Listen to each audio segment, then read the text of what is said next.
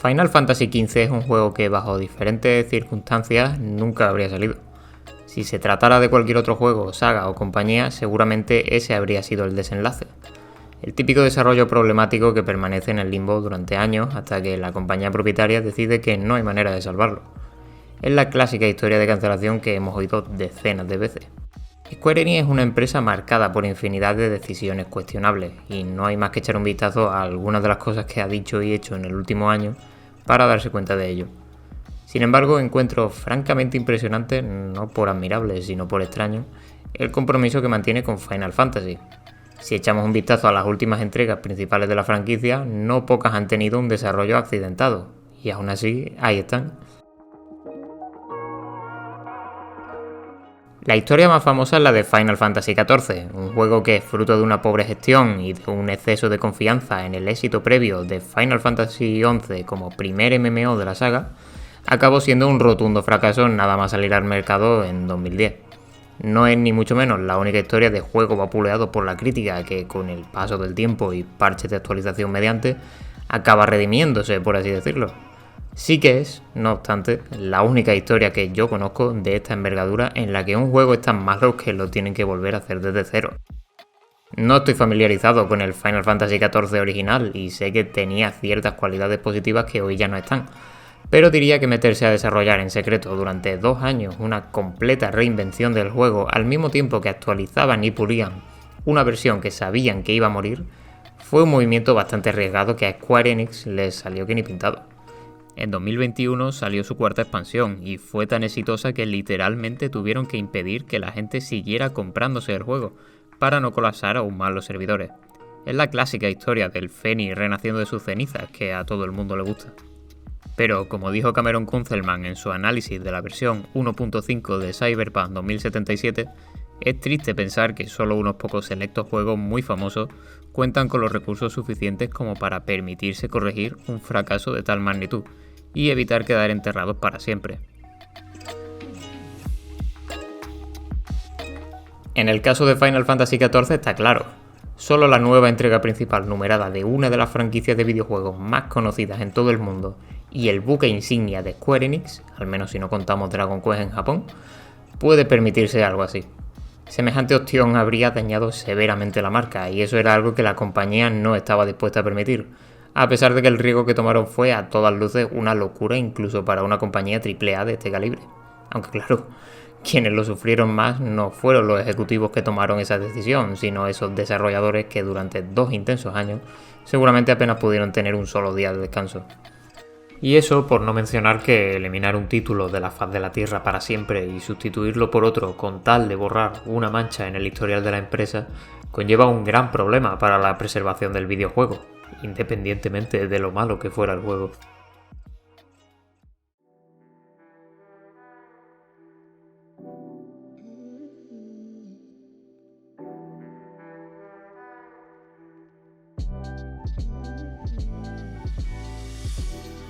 La decisión de revitalizar Final Fantasy XV ocurrió más o menos por aquella época. No sé en qué demonios estaba pensando Square, pero creo que eran más que conscientes de que la marca Final Fantasy estaba pasando por su peor momento y prefirieron aprovechar cualquier oportunidad para seguir adelante en vez de dejar morir al nombre por el que prácticamente se reconoce la empresa en todo el mundo. Pero este es un caso más raro, si cabe, que el de Final Fantasy XIV. Aquí no estamos hablando de una entrega principal que ya había salido al mercado y se había llevado palos, y por lo tanto el daño a la marca ya estaba hecho y era más urgente repararlo. Este era un spin-off que llevaba años en el limbo y del que se sabía poquísimo. La decisión más sensata probablemente habría sido la de cancelarlo y ala, a otra cosa, como tantas otras veces se ha hecho. Pero en un triple tirabuzón mortal de las decisiones corporativas, Square Enix no solo decidió revitalizar el proyecto, sino además convertirlo en la nueva entrega principal. 15番目だ。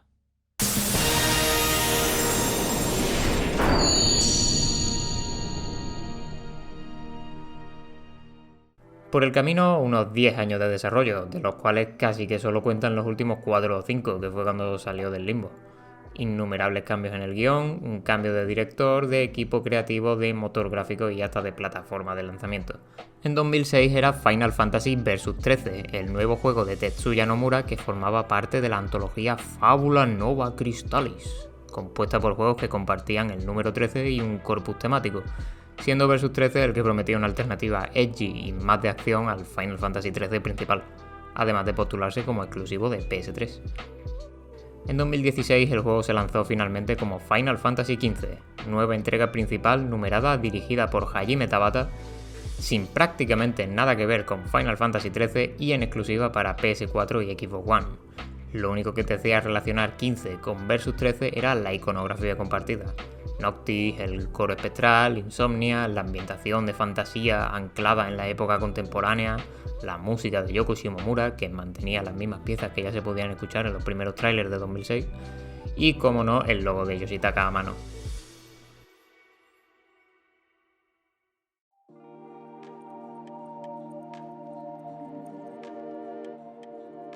No voy a caer en el populismo y en la excesiva adulación de decir que fue un milagro que este juego llegara a salir, pero admito que, teniendo en cuenta todos los baches por los que había pasado el desarrollo, es bastante impresionante que llegara siquiera a las tiendas. Tanto que no es de extrañar que sea un juego llenísimo de imperfecciones. No se puede decir que fuera un fracaso, desde luego. Para mayo de 2022 ya había vendido más de 10 millones de copias, y las críticas en el momento de la salida fueron moderadamente positivas. No obstante, el consenso general es que no es un Final Fantasy a la altura de los clásicos, y no es raro ver entre los fans más puretas ese comentario de no está mal, pero no debería llamarse Final Fantasy. Ríos de tinta han corrido sobre la supuesta esencia de Final Fantasy, especialmente tras los trailers del 16. Así que no me voy a parar a comentar esto porque entonces nos darían las uvas, pero me parece muy curioso que sigas viendo gente tan aferrada a una especie de pureza en esta saga cuando en los últimos 20 años apenas ha habido dos entregas principales iguales o remotamente parecidas. Volviendo a lo de antes, es raro encontrar Final Fantasy XV en el podio personal de cualquier fan de la saga. Son muchas las críticas que ha recibido. Un sistema de combate demasiado poco táctico para los estándares de la serie, un diseño de misiones secundarias bastante ridículo, un desequilibrio entre la primera parte más libre y relajada y la segunda parte más lineal y centrada en la historia, aunque aquí reconozco que no sé muy bien si la gente prefiere la primera o la segunda, el infame capítulo 13 y sobre todo una historia muy confusa de seguir. Este último punto es bastante curioso, porque la mayoría coinciden que es una buena historia, digna del nombre Final Fantasy, pero cuya narración está demasiado dispersa. Y no es difícil ver por qué. En un desesperado intento por rentabilizar un proyecto en el que habían metido sabe Dios cuantísima pasta para mantenerlo vivo durante tantos años, Square Enix hizo lo que mejor sabe hacer: crear una franquicia alrededor de una sola entrega. ¿De qué me suena? Junto con el juego salió una película protagonizada por actores de moda en aquella época y una miniserie de anime. Lo que no salió con el juego fueron partes del mismo que Square Enix cortó descaradamente para venderlas más tarde como DLC. Casi todo esto contiene partes importantes de la historia, algunas de ellas indispensables, como el DLC de Ignis. Por no mencionar que posteriores actualizaciones fueron añadiendo cinemáticas que explicaban cosas y añadían contexto para situaciones y personajes que de salida no tenían ninguna explicación. Jugar al juego sin más es una opción viable, sí, pero entonces es cuando más se van a notar esas lagunas en la historia. Y entiendo que no todo el mundo quiera ponerse una película aburrida de 2 horas como deberes para empezar un juego que ni siquiera saben si les va a gustar. Aunque bueno, siempre nos quedarán los resúmenes de Wikipedia. Por suerte, hoy en día lo normal es jugar a la Royal Edition, o Windows Edition en PC, que incluyen la mayoría de DLCs y todas las actualizaciones, las cuales tratan de arreglar como buenamente pueden ese desaguisado fruto de un desarrollo turbulento. Sin embargo, el juego es el que es y muchas de las quejas que comentaba antes siguen siendo aplicables. Si me preguntas a mí, pues sí, probablemente esté de acuerdo con casi todo. Es un juego muy imperfecto, pero para el desarrollo tan accidentado que tuvo, bastante bien ha salido en realidad. Otros juegos no han tenido tanta suerte como este. Este es el punto del vídeo en el que reconozco que tengo una relación bastante especial con Final Fantasy XV. Y es que a pesar de todos esos fallos evidentes, e incluso habiendo jugado a muchas entregas de la saga, diría que es mi Final Fantasy favorito. Porque dentro de esos errores veo unas ganas sinceras de evocar algo muy concreto que creo que lo hace bastante especial. Final Fantasy XV es, sobre todo, un juego de irse de viaje con tus mejores amigos.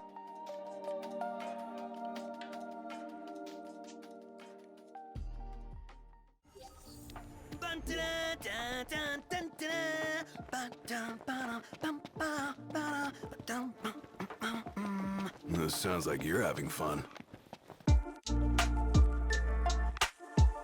El equipo de desarrollo se ocupó de que el juego marcara todas las casillas necesarias en los juegos de mundo abierto que tanto han proliferado durante la última década. Tienes exploración no lineal desde el principio, misiones secundarias a cascoporro, conducción y, como no, árboles de habilidades. Y tampoco pueden faltar los estándares clásicos de cualquier JRPG, una party de personajes con diferentes roles, mazmorras laberínticas, subida de niveles, enemigos con nombres inspirados en las mitologías nórdicas o cristianas o la que se te ocurra, y unos temazos de combate que te caes de la silla. Y sin embargo, a pesar de tener todos los ingredientes que mucha gente suele pedir en los juegos, se podría argumentar que fracasa estrepitosamente en la mayoría de ellos, obviamente no en la música. Es casi como si no existiera una fórmula mágica para hacer buenos juegos y que implantar tendencias populares que funcionan en unos títulos no hace que mágicamente funcionen en otros. Aunque todo se ha dicho, últimamente se nota mucho hastío por parte del público ante algunas de las tendencias mencionadas a causa de la sobreexplotación del mundo abierto. Pero estamos hablando de 2016, The Witcher 3 aún estaba reciente y la actitud era muy distinta. Con todo, si buscamos en los huecos que hay entre todas esas mecánicas y sistemas a medio cocer, podemos encontrar auténtico oro, facetas del juego que son evidentes y que todo el mundo conoce, sí, pero a las que no se le suele dar importancia, y creo que eso es un error, porque forman parte de su ADN. Tomemos como ejemplo la conducción. El coche se incluye de manera prominente en gran parte del material promocional, y en los trailers se aprecia que efectivamente podemos conducirlo. Sin embargo, la conducción es automática. Totalmente automática si dejas que sea Ignis quien conduzca y semiautomática si lo lleva Noctis. Tienes que pulsar R2 para que se mueva y en las bifurcaciones puedes elegir qué camino tomar, pero por lo demás va solo. Sí, sé que en las posteriores actualizaciones se incluyó un nuevo modelo del Regalia, en plan Monster Truck, que permite conducción libre e incluso retos de carreras opcionales. Pero es obvio que ese no es el punto focal de la conducción de Final Fantasy XV, es un añadido secundario y gracioso que ni quita ni cambia nada. Nadie diría que la conducción de Final Fantasy XV es buena, porque ni siquiera se le podría llamar conducción. Y aún así, cumple lo que se propone. El juego quiere que te relajes, pongas una canción en la radio y mires los paisajes. Lo mismo que cuando viajas en coche con amigos. Es algo que en lo personal encuentro bastante agradable y admito que muchas veces he puesto el juego solo para darme unos voltios por EOS.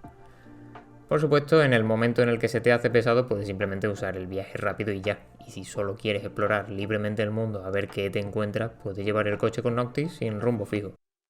Incluso de esta forma el juego sigue queriendo que la conducción sea una experiencia contemplativa. Puedes simplemente dejar pulsado el botón de acelerar y no hacer nada más. Dejarte llevar, mover la cámara, ver qué hacen tus compañeros en los otros asientos, etc. A veces pronto verás un sitio guay para hacer una foto y te preguntarás si podemos pararnos. Otras veces cuando caiga la noche pueden sugerir que busquemos un sitio para dormir. Y otras veces nos preguntarán: ¿Paramos para comprar helados? Sí. Allá por 2015, cuando se lanzó la demo Episode to Sky, Hajime Tabata dijo que no habían incluido la conducción en la demo porque no querían que los fans pensaran ¿desde cuándo Final Fantasy es un juego de coche? Y eso mismo se aplica a la propia conducción que tenemos en la versión final. Porque efectivamente Final Fantasy XV no es un juego de conducción, aunque los viajes en coche sean una parte importante del mismo. Lo que el equipo quería evocar aquí no era la satisfacción que da la sensación de velocidad y control a la hora de conducir un coche, sino la idea de viaje. Esos largos trayectos en coche que, aunque un trámite, son también una parte importante del viaje. El coche es el pegamento que une al grupo y les da la oportunidad de tomarse un descanso de tanto matar monstruos para simplemente, estar juntos. Y como esto, muchas cosas más. El combate, aunque tengo ciertos problemas con él por cómo aborda el uso de objetos y el sistema de curaciones, es simple pero espectacular. Muchos lo califican de machacabotones y por mucho que el juego se esfuerce en que no sea así mediante comandos de parry y esquivas que necesitamos realizar en tiempo justo, puedo entender por qué es visto de esa manera. Es cierto que hay bastantes posibilidades, montones de armas diferentes, sendos árboles de habilidades, debilidades y resistencias que explotar en los enemigos y no de lanzamiento pero sí a día de hoy, 4 personajes controlables. Y aún así no hace falta profundizar demasiado en nada de eso para pasarte el juego. Con que subas de nivel y te vayas equipando lo más fuerte que encuentres, vas bien. De vez en cuando te tocará usar las destrezas de tus compañeros en combate, pero poco más. Diría que los super jefes opcionales sí requieren de cierta estrategia, pero el sistema de curación está tan roto que mientras tengas suficientes pociones y colas de Fénix, no importa que estés 30 niveles por debajo y la pelea dure 1 hora y media, porque te lo vas a pasar hagas lo que hagas. Lo digo por experiencia. Quizás este año luz de la maravilla que es el sistema de combate de Final Fantasy VII Remake, donde tratan de hacer también lo de mezclar acción en tiempo real y estrategia solo que es mucho mejor pensado. Tampoco es que la base del combate de Final Fantasy XV esté mal, es simplemente el diseño de lo que hay alrededor lo que le hace palidecer. Pero eso no quita que seas competente en lo que buscas, ser teatrero a más no poder. Las acrobacias y animaciones de los personajes son hipnóticas y un montón de ellas están reservadas a ocasiones especiales, como cuando efectuamos un ataque conjunto o un bloqueo al lado de uno de nuestros compañeros. ¿Es una mecánica muy arbitraria? Sí. ¿Ayuda en algo? No mucho, pero es sumamente gratificante cuando ocurre. Los personajes no se callan durante las peleas, interactúan todo el rato. Incluso cuando la barra de vida de algunos de ellos cae a cero, se queda en estado derribado a la espera de que alguien le levante y le cure, resaltando el compañerismo entre ellos con alguna frase. Los combates son un tejido de interacciones que más que otra cosa quieren que te des cuenta de algo, que estos 4 hombres son amigos. Y eso, en este juego, es un aspecto bastante importante. Supongo que ya veis por dónde van los tiros, pero vamos a seguir un rato más.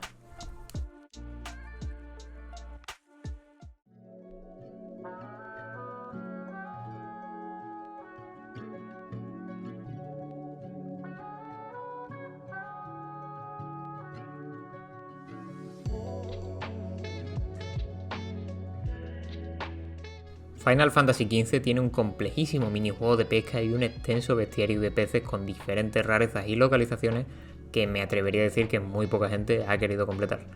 Tiene una inmensa variedad de platos que podemos descubrir y cocinar y todos ellos están absurdamente bien detallados. Tiene hasta un sistema para que un personaje nos haga fotos aleatorias mientras jugamos sin que nos demos cuenta, y luego podemos guardar nuestras favoritas en un álbum personal. Todo esto son facetas que a la hora de valorar el juego como una entrega principal de Final Fantasy se suelen pasar por alto. Quedan en un plano muy secundario por detrás del combate, la historia, el mundo abierto o las misiones. ¿Por qué están aquí entonces? Simple y llanamente porque son las aficiones de Noctis, Ignis y Prompto. La del pobre Gladio no está tan trabajada, por desgracia. No es el único juego de mundo abierto que se permite dejar aparcada su trama principal para que sus protagonistas se relajen haciendo lo que les gusta, véase GTA 4 o Red Dead Redemption 2. Pero lo interesante aquí es que cada sistema está asociado a un personaje. El que pesca es Noctis y mientras lo hace sus amigos le animan. El que hace las fotos es Prompto, pero luego todas las ven y las comentan al caer la noche. El que cocina es Ignis, pero obviamente los platos son para que coma todo el grupo. Incluso hay ciertos platos que entusiasman especialmente a miembros específicos del grupo. Es una característica que no solo sirve para perfilar a cada personaje y para tener la oportunidad de verlos siendo naturales sin pensar todo el rato en esa misión de salvar al mundo que tienen entre manos, sino también para ver cómo se relacionan entre sí. Sus comentarios, sus bromas internas, toda una dinámica de grupo que se expresa, cómo no, también en lo más cotidiano. Cuando vamos a dormir y el juego nos muestra pequeñas escenas en las que hablan, juegan a algo o simplemente están callados mirando cada uno su móvil. Cuando a la mañana siguiente nos despertamos y nuestros compañeros están cada uno en un sitio y según nos acercamos a ellos les saludamos y se vienen con nosotros porque por supuesto que Noctis es el último en levantarse, es algo que le pega muchísimo. O cuando vamos en coche y Gladio saca un libro, Prompto se pone a mirar el móvil y Noctis se queda mirando el horizonte. Puedo seguir así un poco más. En ciertas ocasiones, después de acampar, un compañero le puede proponer a Noctis una actividad. Ignis le puede pedir que le ayude a preparar el desayuno, a lo que Noctis acepta a regañadientes porque odia levantarse temprano. Gladio le dice que ha oído hablar de un pez enorme y le reta a ir a pescarlo con él. Prompto le cuenta que ha visto a un bicho gigantesco y le pide que haga de cebo para que éste se acerque y así poder sacar una fotaza, etc.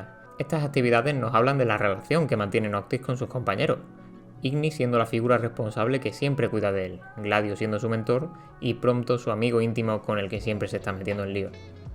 A lo que quiero llegar con todo esto es que Final Fantasy XV podría haber dedicado tiempo y recursos en tener mejores misiones, en pulir el sistema de combate o en hacer el mundo abierto más interesante e interactivo, pero en su lugar ha preferido crear un montón de sistemas secundarios, escenas, diálogos, interacciones y un montón de mecánicas aparentemente innecesarias con el propósito de reforzar una idea en la que cree firmemente: el compañerismo, la sensación de viajar con amigos y estrechar lazos, y eso es algo que admiro. A lo largo del viaje los vemos reír, trazar planes juntos, discutir y culparse unos a otros tras pasar por un mal momento. Puede que jugablemente estos 4 personajes no sean la parte clásica de Final Fantasy que uno cabría esperar, pero son el corazón de este juego y sería imposible entenderlo sin ellos.